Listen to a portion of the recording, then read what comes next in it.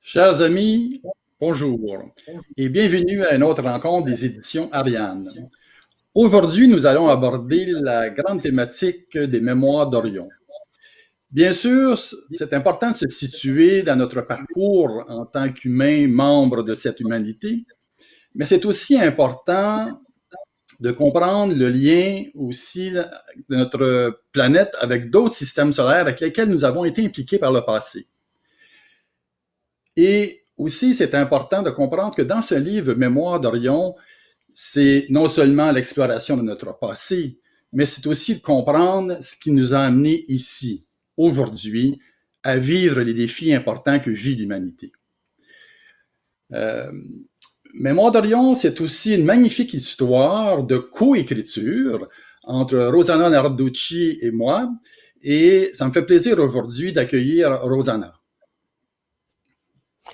Bonjour Bienvenue, Marc, merci. Bonjour et bienvenue aussi à tous nos auditeurs qui nous regardent, nous écoutent aujourd'hui. Effectivement, nous allons entrer un peu dans ces mémoires d'Orion. Alors, c'est plus qu'une histoire, c'est plus que des personnages. Ce sont des archétypes qui vivent à l'intérieur de nous, qui évoluent à l'intérieur même de notre ADN.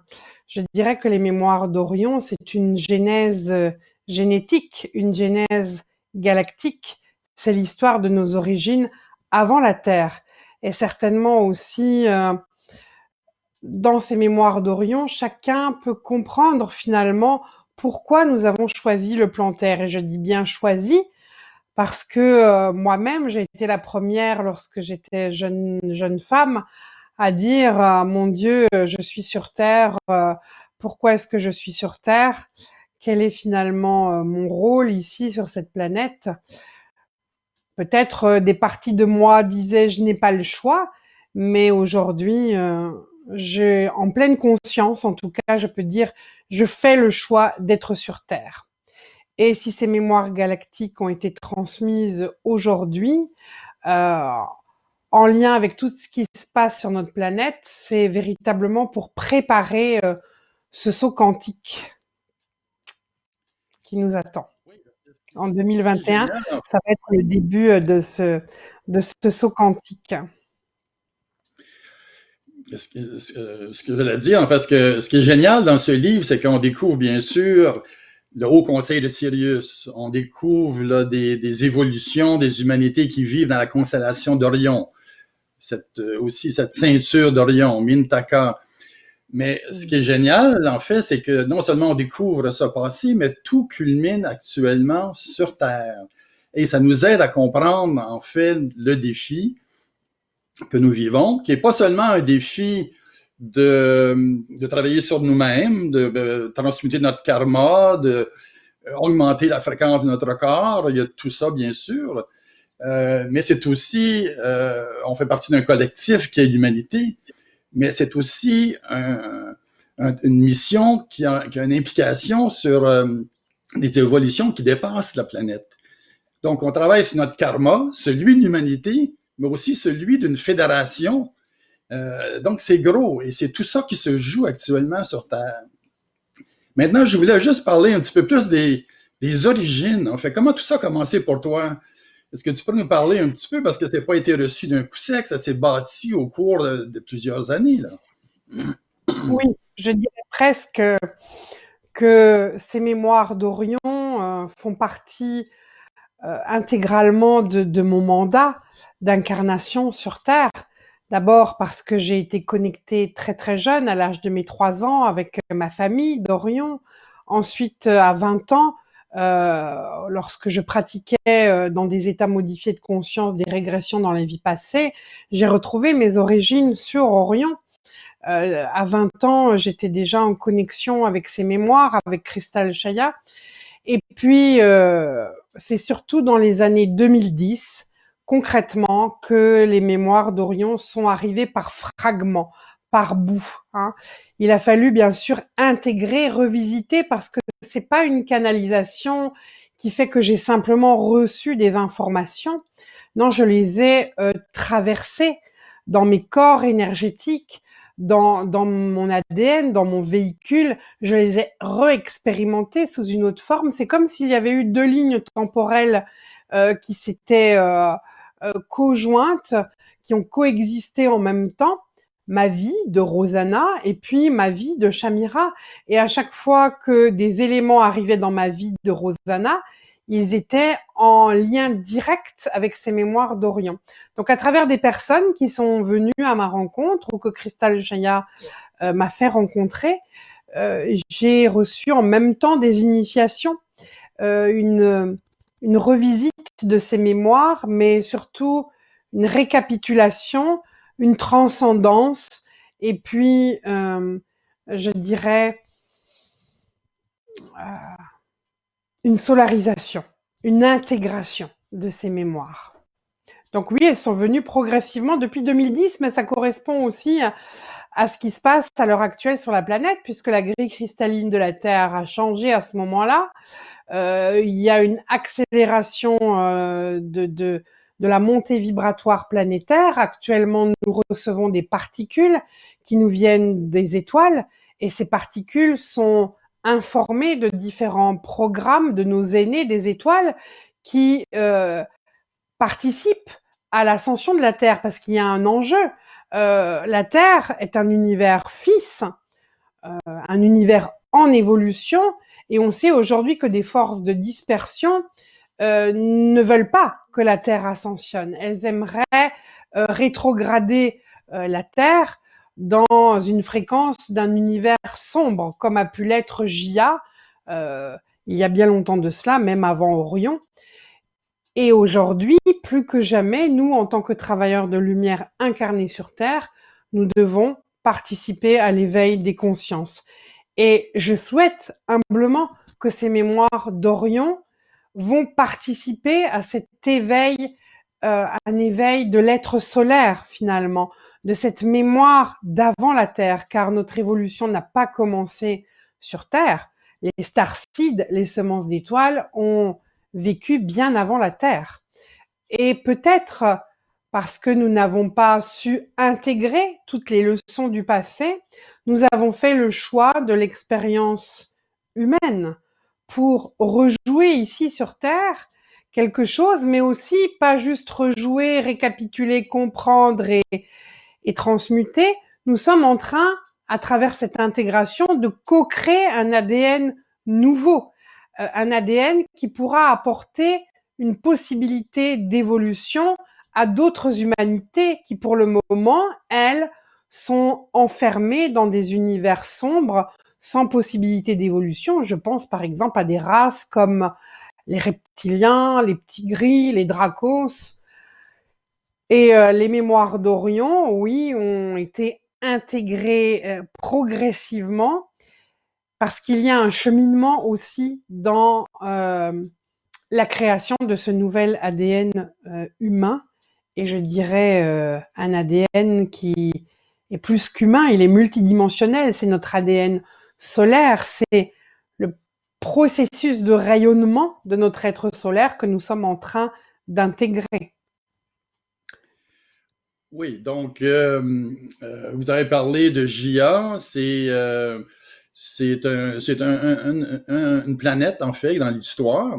Alors pour reprendre un petit peu l'histoire, le tout commence au Haut Conseil de Sirius, qui reçoit un émissaire des 24 anciens du centre de la galaxie, qui vient informer le Conseil de Sirius qu'il y a une étape importante qui est en train de se vivre au niveau de la Fédération, c'est-à-dire une augmentation du taux vibratoire de l'ensemble des populations pour passer à un autre niveau de perception de la réalité, associé essentiellement à ce ressenti de l'unité entre toute vie. Donc, on part du Haut Conseil de Sirius, une belle description d'ailleurs de ce Haut Conseil. L'émissaire nomme Setison pour aller sur Orion, en particulier sur le système de Saïf et de Meissa. À un moment donné, on a un chapitre fort intéressant sur Mintaka. Parce que sur Mintaka se concentre, en fait, il y a la création d'un temple-école qui va être en mesure de réceptionner des vibrations plus élevées qui nous viennent du centre de la galaxie. Alors, les gens ou les émissaires de différents systèmes solaires sont appelés à venir sur Mintaka, être formés, recevoir et être en mesure de se transformer pour retourner dans leurs systèmes solaires locaux et participer à l'évolution de ces systèmes. Donc, Mintaka, c'est un peu une clé majeure dans cette grande aventure d'un nouveau passage pour l'ensemble de la Fédération, dans laquelle fait partie la Terre, bien sûr. Alors, j'aimerais rentrer un peu plus dans cette histoire du Temple-École et ses grandes prêtresses. Et mon but ici est d'arriver un peu à des outils qu'ils ont vécu là-bas pour monter leur taux vibratoire.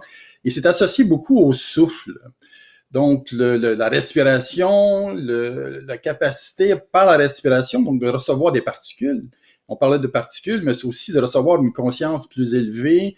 Et ça, donc, le souffle est important. Est-ce que tu peux nous commenter ou nous parler un peu plus de cette dimension du travail d'éveil? Oui. Alors Mintaka, bien sûr, est une étoile qui appartient au système d'Orion. Elle est dans le baudrier d'Orion, hein.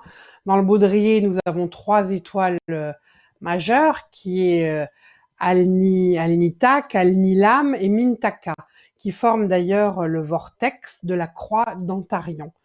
Cette croix d'Antarion qui est régie par les énergies de Michael, de Métatron et Melchizedek aussi.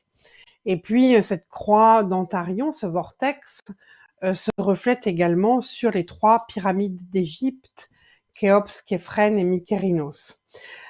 Alors effectivement, il y avait une école sur Mintaka qu'on appelait l'école Melchizedek. Cette école n'était pas réservée que aux êtres d'Orion. Sur cette école, il pouvait y avoir des êtres de différents systèmes de la fédération confédérée des mondes libres. Il pouvait y avoir des êtres, par exemple, de Cassiopée, ou des êtres des Pléiades, ou des êtres d'autres systèmes qui venaient ici recevoir une formation. Alors, il y avait une branche masculine et une branche féminine. Et les 2 branches étaient équilibrées, hein. Les 2 piliers travaillaient de concert ensemble. Les prêtresses pratiquaient effectivement l'art du souffle, la transmission. Ce qu'on a d'ailleurs retrouvé en ancienne Égypte, on le voit souvent dans les fresques, on voit Isis qui porte la clé Ankh, qui est la clé de longévité, d'immortalité. Elle place cette clé dans la bouche d'Osiris parce qu'elle l'initie au souffle solaire. Le souffle, c'est la respiration, hein. D'ailleurs, même dans les traditions, par exemple, en Inde, on dit, quand on inspire et qu'on expire, on entend le son Soham. Je suis cela, je suis divin. D'ailleurs, si on mettait les syllabes à l'envers, on obtiendrait Hamsa, qui est le signe. Et le signe, c'est d'ailleurs un des symboles de Cristal Jaya, c'est aussi le discernement. Donc, tant que l'énergie féminine dans l'école de Mintaka est équilibrée avec l'énergie masculine, il y a à la fois amour, discernement, rigueur, compassion, expérience pour intégrer les lois de vie et puis transmission des lois de vie. Les grandes prêtresses formaient un cercle qu'on appelait le cercle des Sorayanes. Et en général, on devenait grande prêtresse quand on avait équilibré, maîtrisé, je dirais, quand on avait la maîtrise de plusieurs attributs du féminin sacré, dont un attribut majeur qui est l'empathie, le fait de pouvoir ressentir, mais une connexion qui relie le cœur et le 3e œil. Et la grande prêtresse, lors de rituels sacrés, d'intronisation ou de... La grande prêtresse avait aussi pour vocation d'initier des couples parèdres pour qu'ils puissent activer leurs différents cobras, qui sont des cobras d'harmonisation de planète. Eh bien, la grande prêtresse portait un manteau qu'on appelait le manteau d'Isis, parce que Isis elle-même s'était matérialisée, était apparue dans la branche féminine, dans le cercle de ses Sorayanes, et avait offert aux Sorayanes un magnifique manteau encodé avec différentes pierres sacrées, différents matériaux alchimiques. Et quand la grande prêtresse portait ce manteau, à ce moment-là, ce n'est plus juste la prêtresse avec son entité individuelle, c'était Isis, la personnification d'Isis. Et sur ce manteau, il y avait au niveau du chakra du cœur une pierre que l'on appelle la pierre de Shamir, la pierre de connaissance. Alors à ne pas confondre non plus avec l'entité Shamir que l'on retrouve dans les mémoires d'Orion. La pierre de Shamir, c'est une pierre qui existe sur Orion.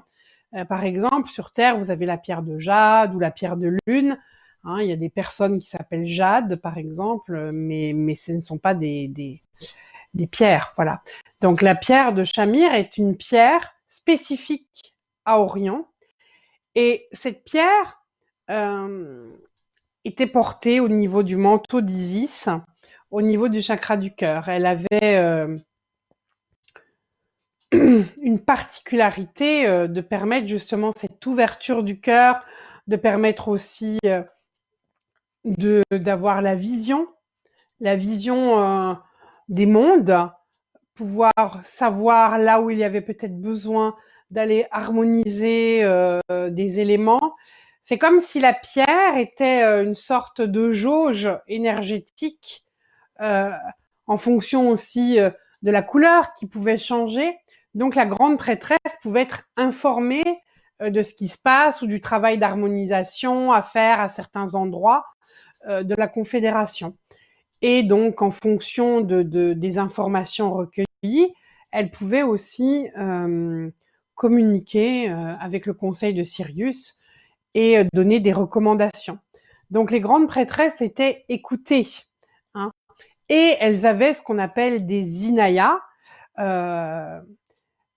qui faisaient allégeance. Des inayas, c'était comme des prêtresses, mais qui, d'abord, devait développer l'excellence d'une qualité de la mère divine.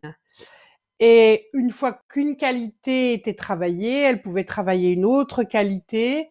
Et à chaque fois qu'elles obtenaient des excellences dans l'intégration de ces qualités, eh bien, à un moment donné, oui, s'il y avait suffisamment d'intégration de qualités d'Isis, eh bien, elles devenaient à leur tour grandes prêtresses. Le manteau d'Isis ne se portait pas tout le temps. Il se portait à des moments spécifiques pour des travaux spécifiques.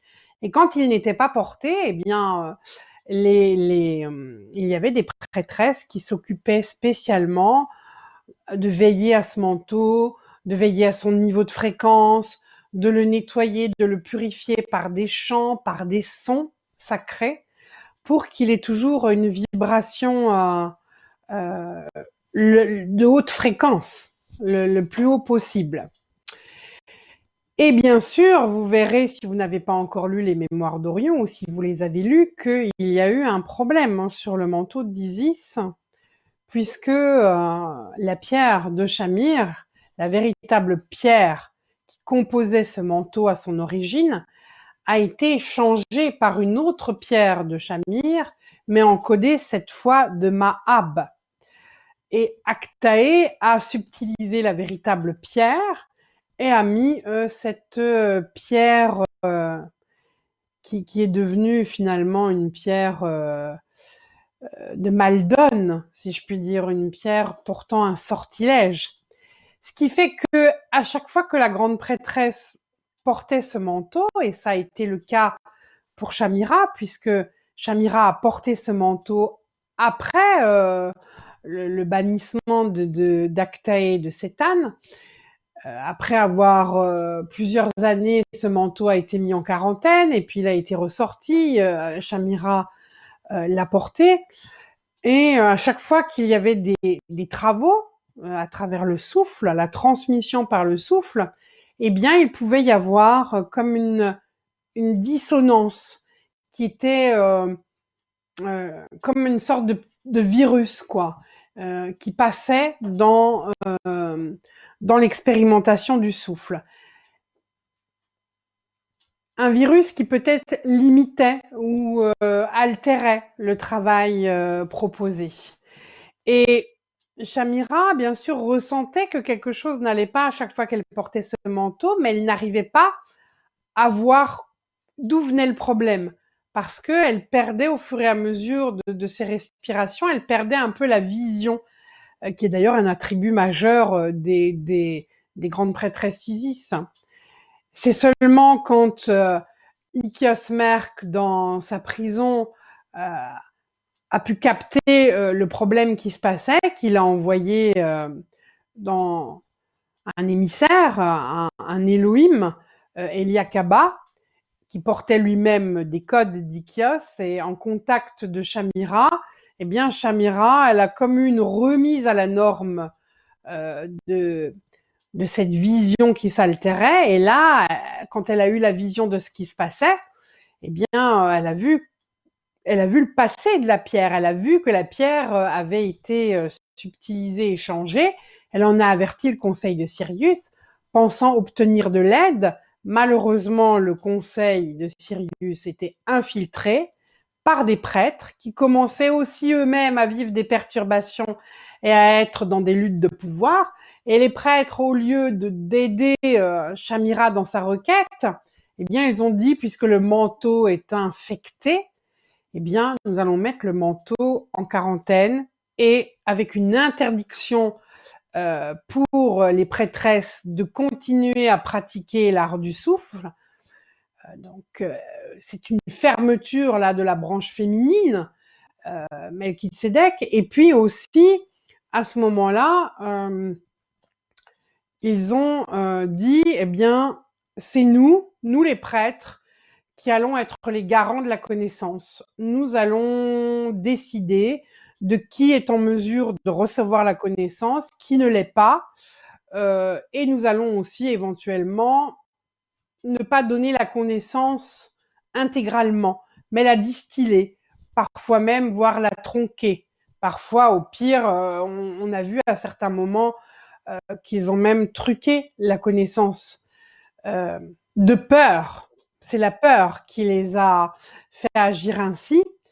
Mais le gros problème, qui sommes-nous réellement pour savoir qui peut recevoir la connaissance ou qui ne peut pas la recevoir? Alors, Rosanna, tu rentres dans les détails du livre qu'on découvre et il y a vraiment toutes ces histoires où des gens, en essayant de bien agir, prendre des mauvaises décisions, finalement, ça donne des conséquences plus graves. Disons que c'est un beau projet qui est lié de cette fédération qui s'éveille, mais il y a toutes ces histoires des individus, et donc tu nommes.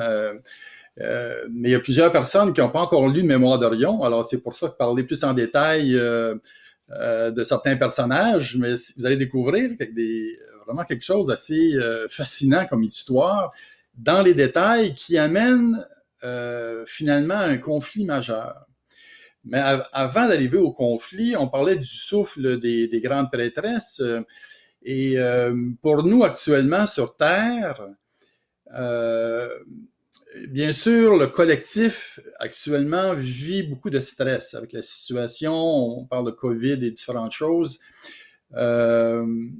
C'est pas nécessaire, bien sûr, de vivre dans cette résonance du stress ou de la difficulté. On peut s'élever au-dessus. On a cette capacité. Tu parlais de l'être solaire, donc c'est comme une partie de nous qui cherche à s'intégrer en nous maintenant. Comment est-ce que par le souffle, on peut se connecter davantage, par exemple, à notre mère Terre?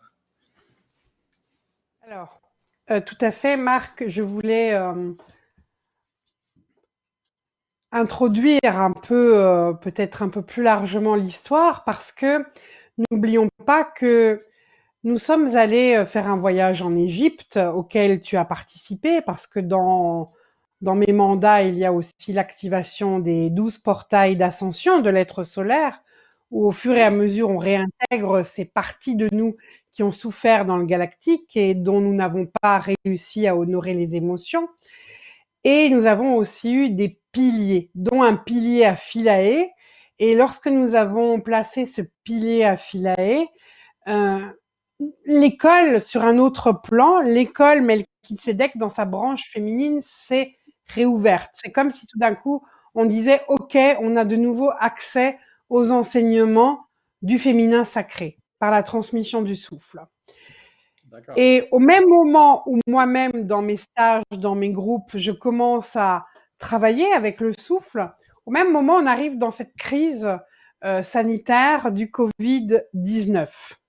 Et qu'est-ce qu'on voit actuellement? Quelque chose qui ne s'est jamais produit sur la Terre, c'est qu'une population qui est bien portante, qui n'est pas malade, on leur demande de mettre en permanence des masques.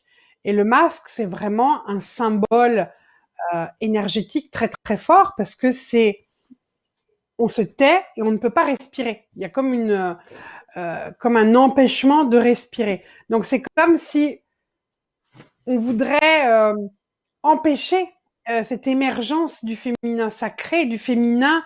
Je parle bien du féminin, pas de la femme, hein, du féminin, de la part féminine en chacun d'entre nous. C'est comme si ces forces de dispersion avaient très très peur actuellement de ce qui est en train de se faire, la naissance de l'être solaire.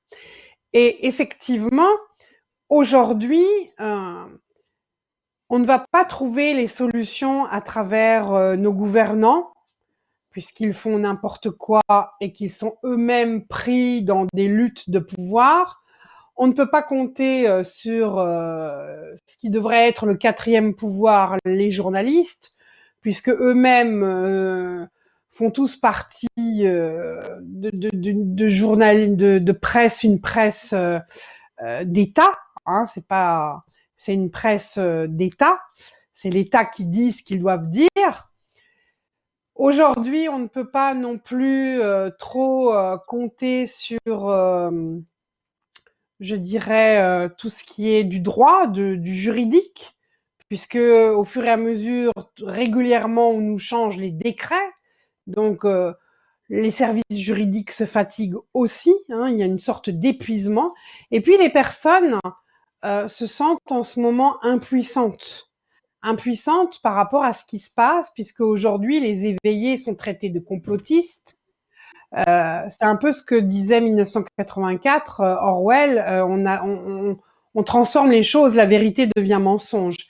Alors, qu'est-ce que effectivement l'enseignement de Mintaka, de cette branche féminine, peut nous apporter? Eh bien, elle peut nous apporter cette conscience de la respiration solaire. Et j'ai appelé ça la respiration solaire, dans le sens où elle est active, elle n'est pas passive. C'est une respiration qui nous permet d'expérimenter, d'en rentrer dans le champ de l'expérience cellulaire. Qu'est-ce qui est encore engrammé jusque dans notre corps physique? Quelles sont les cristallisations qui sont là, dans le corps, et qui nous font toucher des mémoires qui vont jusqu'à nos codes de survie, nos codes premiers.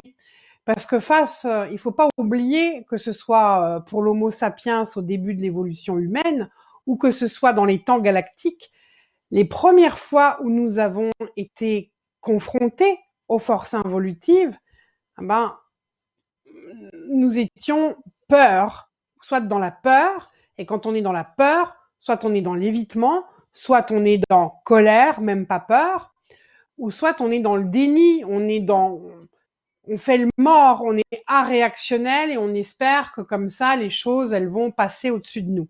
Donc la respiration, elle nous fait contacter toutes les mémoires.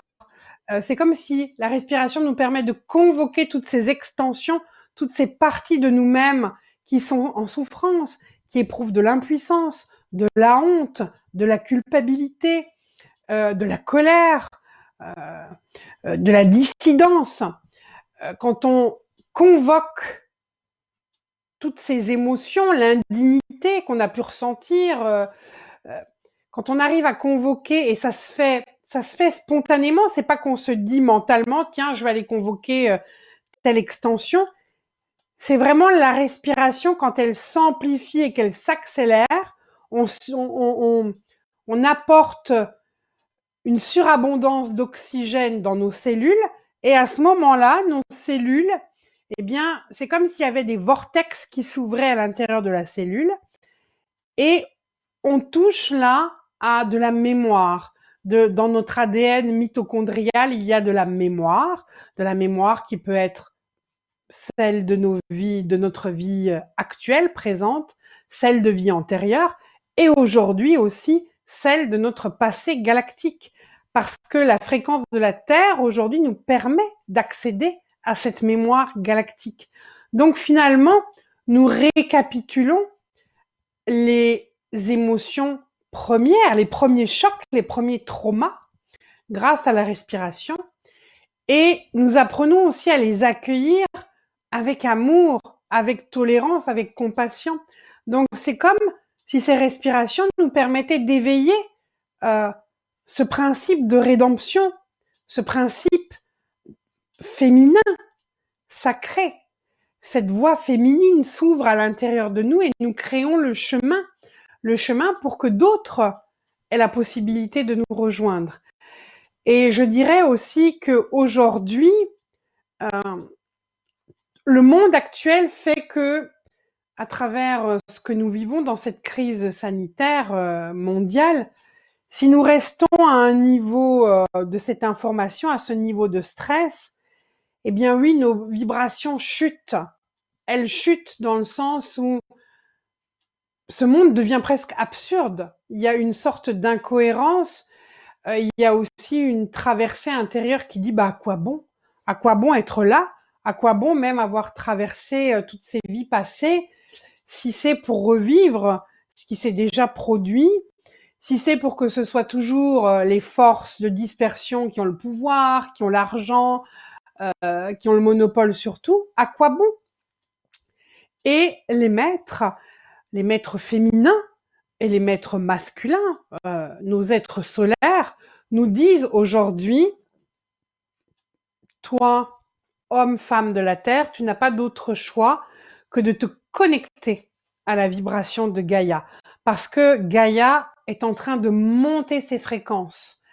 Elle a déjà au moins obtenu le niveau de fréquence du chakra de la gorge, et c'est le chakra de la communication, c'est aussi la vérité qui doit émerger, qui doit être divulguée pour que les gens puissent retrouver leur discernement plutôt que d'être maintenus dans une sorte d'ignorance.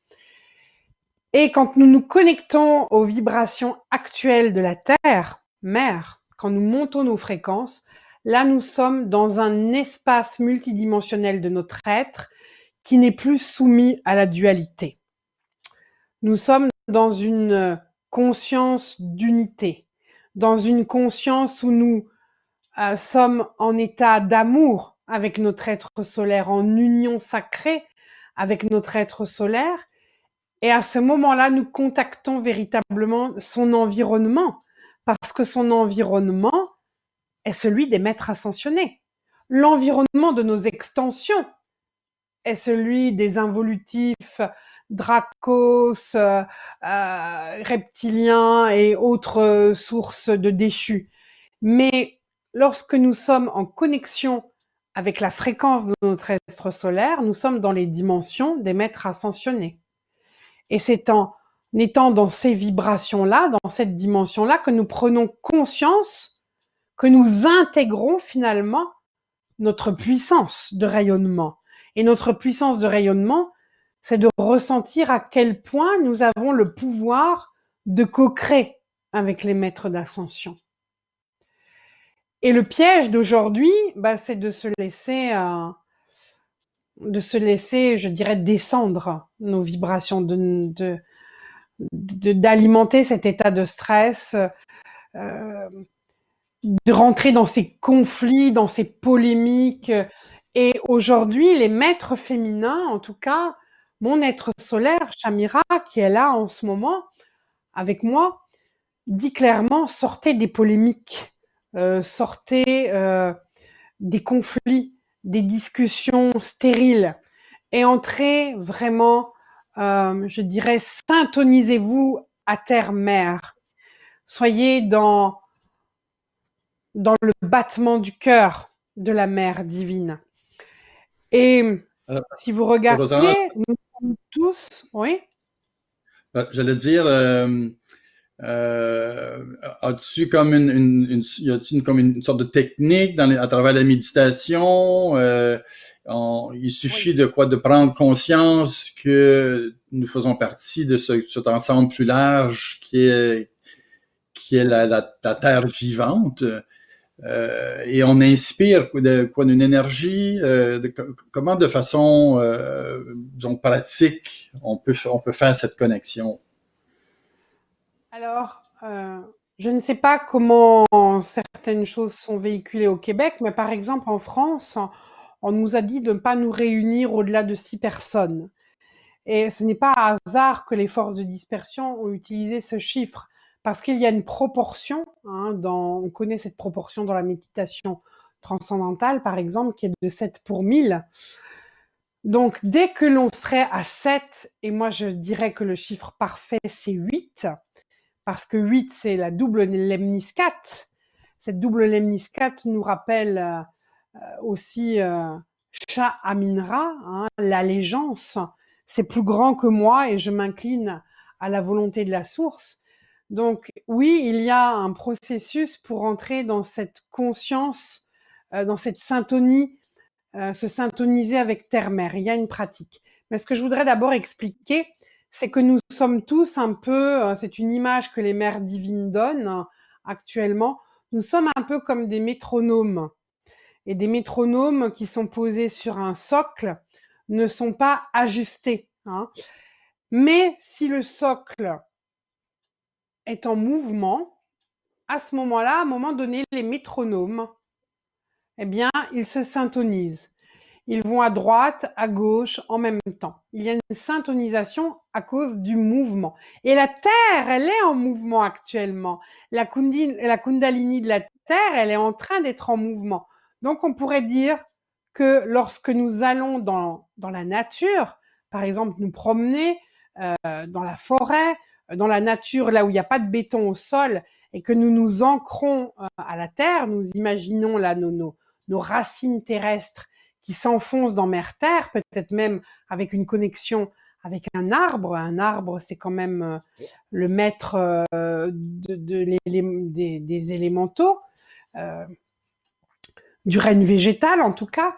Ce sont des maîtres, les arbres. Donc, être à 8 personnes, 8 femmes, ou 8 hommes, ou 4 femmes, 4 hommes, euh, des couples parèdres, tant mieux si vous en êtes, et se retrouver, alors on peut être ensemble dans la même forêt, ou alors on peut être ensemble, mais pas au même endroit.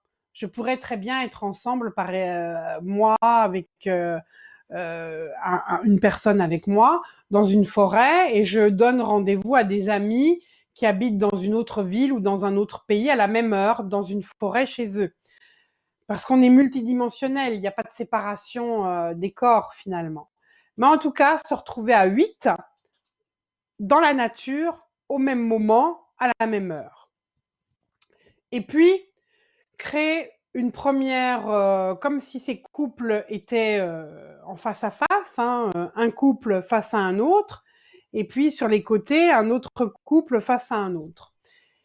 Le premier couple va visualiser une lemniscate couleur or. Une lemniscate or qui symbolise la lemniscate horizontale, qui ouvre le cœur de la matrice, le cœur de la cellule. Et puis l'autre couple va visualiser une lemniscate entre eux, hein, couleur bleu, bleu cobalt, bleu électrique. Mais cette lemniscate est plus une lemniscate verticale, même s'il la visualise horizontalement de cœur à cœur. Et à ce moment-là, demandez tout simplement de se syntoniser aux vibrations nouvelles de Gaïa. Et demander à ces vibrations nouvelles d'activer tous les codes matrices maîtres dans notre système cellulaire, d'activer les brins d'ADN qui peuvent être activés aujourd'hui, de venir nourrir la part solaire de notre être et de faire ces respirations à 8, au-delà de 7, va nous permettre vraiment de stabiliser et d'intégrer ces fréquences dans nos cellules. Ensuite, on peut imaginer à la fin, on se sent comme téléchargé d'une énergie, et quand on va ressentir que le téléchargement est terminé, eh bien, on peut remercier la Mère Terre, on peut remercier aussi tous les êtres de l'invisible qui nous accompagnent, les maîtres ascensionnés. On peut visualiser, ou si on est physiquement ensemble, de se donner la main, de faire un cercle, de se remercier, de passer une sonde de lumière de son chakra du cœur vers la personne qui est sur notre gauche pour faire circuler l'énergie d'amour dans le sens des aiguilles d'une montre. Et puis, à partir de ce moment-là, il va y avoir une stabilité, une intégration de cette fréquence de Gaïa qui va rester en nous. Hein. Au-delà de 6 personnes, au-delà de 7 personnes, l'énergie va rester. Et c'est ce qui va nous permettre ensuite de rayonner davantage dans le monde, parce que nous serons en contact à ce moment-là avec les fréquences de notre être solaire et avec les maîtres ascensionnés qui vont nous inspirer, qui vont nous guider. On peut travailler une double lemniscate en groupe de 8, mais on peut aussi faire partie de plusieurs groupes de lemniscate, de plusieurs groupes de 8. Et je dirais qu'aujourd'hui, les maîtres nous disent que, en tout cas, Cristal Chaya va faire une demande dans ce sens, pour qu'il y ait dans le monde, en tout cas déjà en France et j'espère dans d'autres pays, ces lemniscates, ces doubles lemniscates avec 8 personnes qui vont se former un peu partout dans le monde. Et vraiment, je vous demande sincèrement et humblement de rester dans cette immobilité mentale et émotionnelle. Et je sais que quelquefois c'est difficile. Hein. Même moi, en tant qu'humaine, il y a des moments, il y a des nouvelles qui m'attristent, qui me mettent en colère. Et pourtant, à chaque fois, il va falloir faire un effort pour remonter en vibration, en fréquence, honorer ces parties de moi qui sont en colère ou qui sont en impuissance ou qui se sentent indignes, honorer avec amour, les accueillir, hein, et prendre aussi la mesure que si à chaque fois je nourris de façon négative mes perceptions du monde, en disant oh là là, on n'y arrivera jamais, les gens ne s'ouvrent pas, ce sont des moutons qui croient tout et n'importe quoi, eh bien, si je nourris ce type de fréquence, eh bien, je crée aussi un ralentissement dans le processus d'évolution des personnes qui ont besoin de s'éveiller. Parce que c'est vrai que tout le monde a subi les traumas récemment de ce qui vient de se passer avec les confinements, les reconfinements, etc. Mais les personnes ne vont pas se réveiller forcément au même moment. Pourtant, le calendrier des forces involutives, lui, est bien établi et continue à se dérouler. Hein. Comme pour reprendre les paroles de l'empereur de Star Wars, tout se déroule comme prévu. Donc, à nous aujourd'hui, à travers le souffle, à travers ces visualisations de ces lemniscates, en reprenant contact avec Terre-Mère, avec Gaïa, eh bien, à nous de traverser cette initiation du choix, de faire le choix d'honorer notre être solaire et de lui donner sa place, sa souveraineté totalement sur Terre. On invite les gens à se donner l'occasion de vivre ces moments à 8. Dans la nature, c'est encore mieux. Si je Oui, peux juste dire personnellement, j'étais à Montréal et actuellement je vis au nord de Montréal dans la nature et il y a vraiment une différence. C'est ceux qui vivent plus dans les grands centres s'en rendent moins compte, mais quand tu es dans la nature, il y a une énergie qui est là, qui est stabilisante, oui, qui guérit, qui nous fait du bien.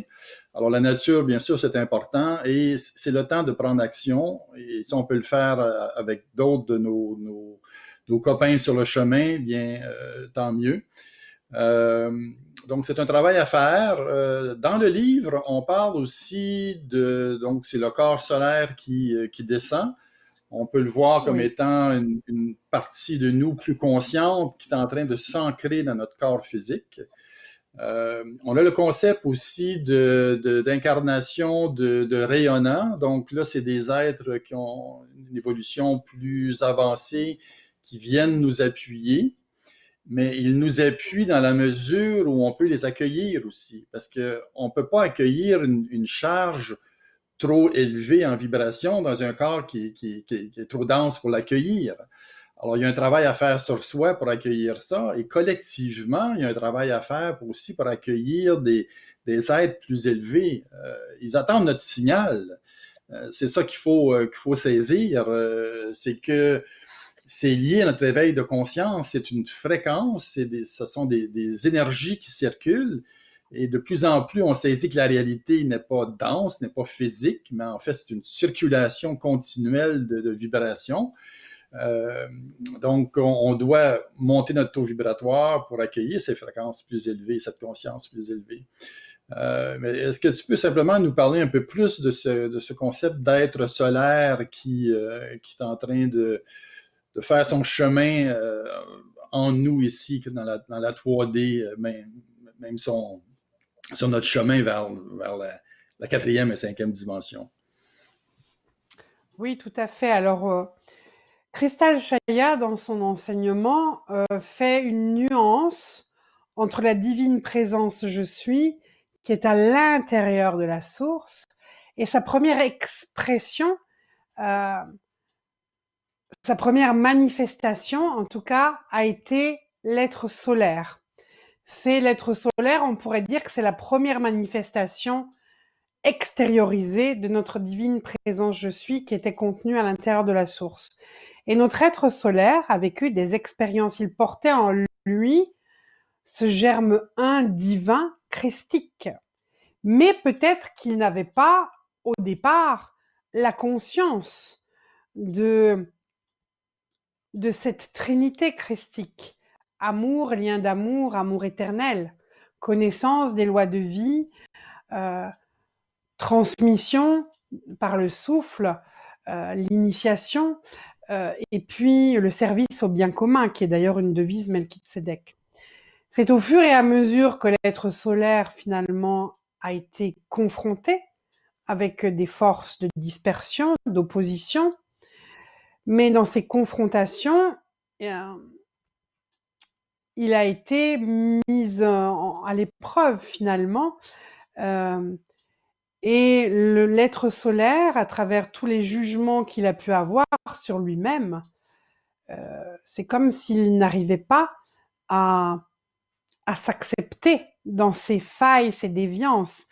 Les failles et les déviances ne sont pas là pour que nous ayons honte ou pour que nous culpabilisions. Ces failles, ces déviances que nous avons pu vivre, si nous honorons euh, ce qu'elles sont, eh bien, elles sont comme un chemin qui doivent nous amener vers notre excellence.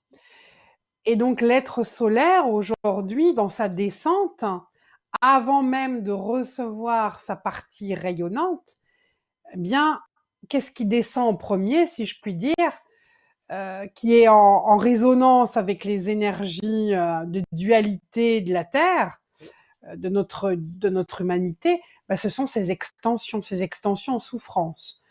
Ce sont des parties de lui comme des fragments d'âme, hein, pour reprendre les termes qu'utilisent les chamans, sauf que les fragments d'âme, ce sont uniquement des mémoires de nos vies antérieures terrestres, alors que là, les extensions, ce sont des fragments de mémoires galactique d'avant la Terre. Et il y a des extensions, oui, qui sont victimes parce qu'elles ont été kidnappées, elles ont été implantées, elles ont été mutilées, traumatisées, malmenées. Et puis, il y a des extensions rebelles. Alors, au départ, quand les prêtresses de Mintaka pouvaient enseigner le souffle, ben, malgré tout, il y avait un équilibre dans les extensions victimes. Mais à un moment donné, quand il y a eu interdiction de pratique du souffle, ben, il y a eu une prolifération d'extensions victimes. L'être solaire ne faisait pas un travail de réintégration, perdait finalement ce lien d'amour pour lui-même et avec lui-même. Et donc, quand il y avait beaucoup d'extensions victimes, eh bien, se formaient des extensions rebelles. Pourquoi?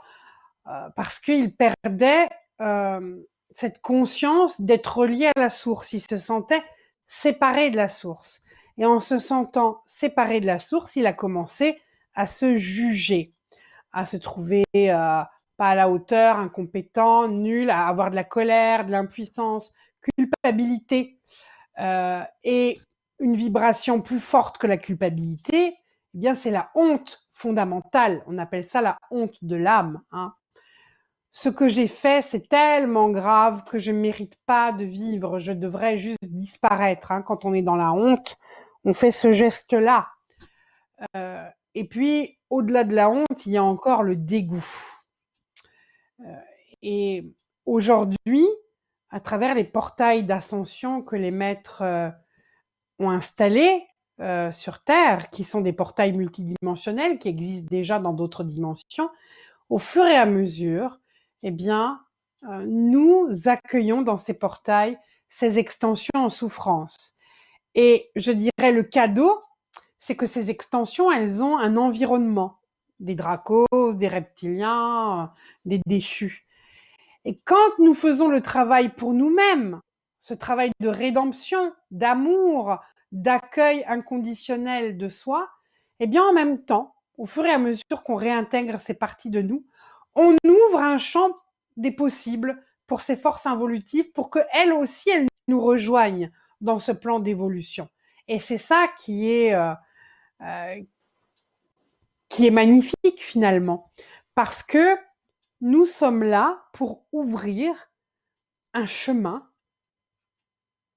pour que toutes ces énergies dissidentes, récalcitrantes, eh bien, on leur dit, voilà, vous avez la possibilité maintenant de rejoindre le camp christique, de reconnaître votre véritable source, qui n'est pas une source synthétique, Mahab, mais qui est cette source d'amour, cette source de connaissance d'amour, cette source de lien d'amour, cette source de service d'amour, qui est cette source de vie. Et ce qui se passe dans les portails, c'est un parcours alchimique, un parcours de métamorphose qui passe par une mort initiatique. Et accueillir notre être solaire, changer de fréquence, aller vers ce saut quantique, c'est aussi mourir. Mourir à l'ancien, mourir à ces anciens codes de survie et rentrer dans la véritable dimension de la vie, qui n'est pas la survie, justement. Oui, bien sûr, dans ce travail d'accueillir une plus grande lumière, faut pas oublier qu'une transmutation aussi de lourdeur. La vie sur Terre n'a pas été facile, il y a beaucoup de souffrances. On a quand même accumulé par moments des karmas assez lourds. Donc, Oui. l'accueil de la lumière, c'est en même temps faire face à ces lourdeurs. Et en fait, c'est l'occasion de les mettre plus en évidence pour pouvoir travailler dessus et les transmuter. S'apercevoir tout ça qui quand même fait partie d'une illusion de séparation, et là, on est en train de guérir tout ça. Au niveau galactique, il y a eu aussi des grands conflits. Donc, l'histoire nous montre que les conflits, à un moment donné, arrivent à un point où il y a une entente qui se fait de façon à amener le reste de la transmutation à faire sur Terre. Et c'est là qu'on a le plan Terre. Et donc, il y a eu des volontaires en nombre assez important qui se sont incarnés de façon à vivre de l'intérieur la transmutation de tout ça. Et là, on a donc des forces assez lourdes, donc occultes, lourdes, qui cherchent à manipuler l'humanité et tout ça. Ça fait partie de ce plan, de ces forces-là qui cherchent pas l'unité, mais qui cherchent à maintenir la division. Mais on a aussi accès à des grands êtres de lumière, mais donc c'est notre choix. Et c'est là que le livre est assez intéressant à ce niveau-là, c'est que c'est nous maintenant qui avons nos choix. Vers où souhaitons-nous aller? Si on se laisse berner par toute la peur qui est générée par ce qui se passe au niveau de la société actuellement, ils sont très doués, hein, ils sont puissants, ont beaucoup de fonds, bien sûr, mais en dedans de nous, où est notre source? C'est une source de lumière et on peut transmuter cette lourdeur. Et donc, ces portails, et j'ai eu l'occasion, moi, de vivre aussi avec toi des moments magnifiques dans les portails. Je pense à Atacama, Philae. Donc, c'est l'occasion de transmuter, en fait, ce qui est plus lourd. Y faire face. Faut pas dire tout le monde est beau, il est gentil, puis donc on fait face à ça. Il y a moyen de transmuter. C'est dans nos facultés de transmuter et d'accueillir une portion plus large donc de l'être que nous sommes réellement. Alors, les mémoires d'Orion, donc c'est des mémoires. En même temps, c'est un plan d'action pour aujourd'hui.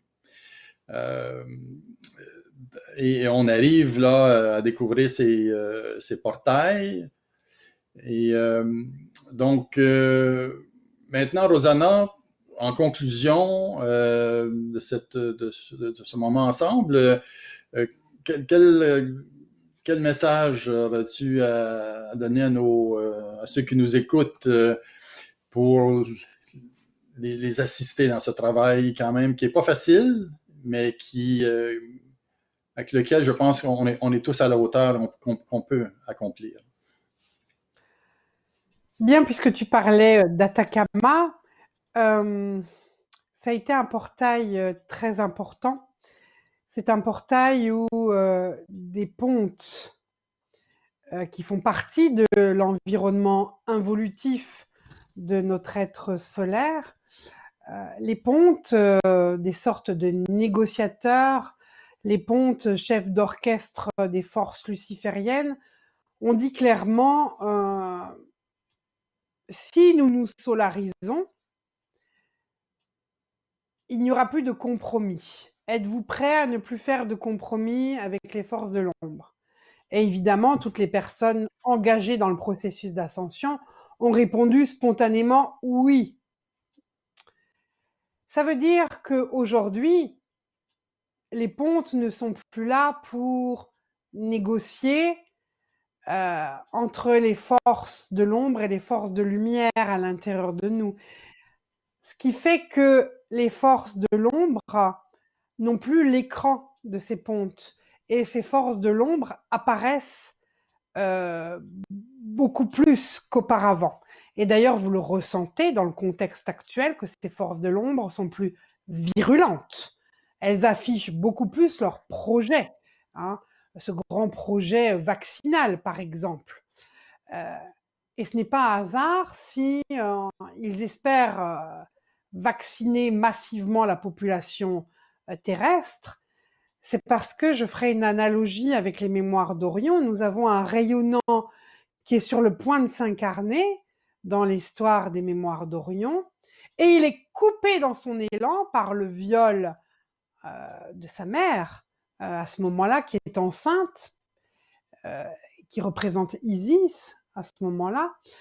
Il est coupé dans son élan, il ne peut pas s'incarner, et pendant que sa mère est violée, on lui inocule des codes mât bien, des codes involutifs de démons hein, même, et il est en résistance. Et dans cette résistance, eh bien, il naît métissé. Hein, et avec tout un processus, un chemin pour revenir à ce lien d'amour avec son être solaire. Je dirais que l'histoire de Shah Amin-Ra, c'est un peu l'histoire aujourd'hui, l'initiation de notre humanité. Mais comme nous avons récapitulé ces mémoires en nous et en les retransmettant aussi dans les mémoires d'Orion, nous espérons sincèrement qu'aujourd'hui, nous serons en mesure, d'une part, de dire non aux forces involutives, quand nous ne sommes pas d'accord avec ce qu'elles voudraient nous faire faire, et aussi que nous soyons en mesure, lorsque nous sommes en lien avec notre être solaire, de comprendre que la solarisation, c'est aussi l'antidote de toute forme de poison qu'on essayerait de nous inoculer. Donc c'est très très important de monter sa fréquence et se mettre en connexion avec Gaïa. Euh, c'est notre atout majeur aujourd'hui pour ce grand saut quantique, car tout est juste dans le grand saut quantique. Et l'ascension de notre Terre ne concerne pas que notre humanité, mais moi je pense toujours à des humanités euh, qui ne sont pas les reptiliens dominants implacables que nous connaissons et qui ont leur véhicule compatible terrestre. Je pense à des reptiliens qui sont subalternes ou qui sont esclaves. Et aujourd'hui, ces reptiliens-là qui essayent d'aller vers ce chemin de rédemption, malheureusement, sont quelquefois reconditionnés. Et nous vacciner, c'est aussi une façon de vouloir reconditionner la part reptilienne dans notre ADN qui demande la rédemption, qui demande à sortir de la servitude. Donc, soyons amour avec cette part de nous. En prenant soin de nous-mêmes, nous prenons aussi soin de toutes les familles qui demandent l'évolution. Voilà ce que j'avais envie de partager avec vous maintenant. Ah, merci beaucoup, Rosanna. Je peux juste peut-être faire une dernière petite parenthèse avec le contenu du livre, parce que tu parles de reptiliens. Il y a un haut gradé des reptiliens qui, à un moment donné, place un genou à terre et accueille la plus grande lumière. Euh, Tous, on est appelés à accueillir cette plus grande lumière et Oui. on émet notre amour à tout le monde. Il n'y a pas de distinction. Chacun a ses défis. Il y en a qui en ont il y a encore beaucoup de choses à apprendre, mais l'amour est à tout le monde. Le soleil, on parlait d'être solaire, ben le soleil brille sur tout le monde de façon égale. Alors, merci beaucoup et je rajouterais que ça a été une belle expérience pour moi de faire la co-écriture avec toi. J'ai beaucoup apprécié.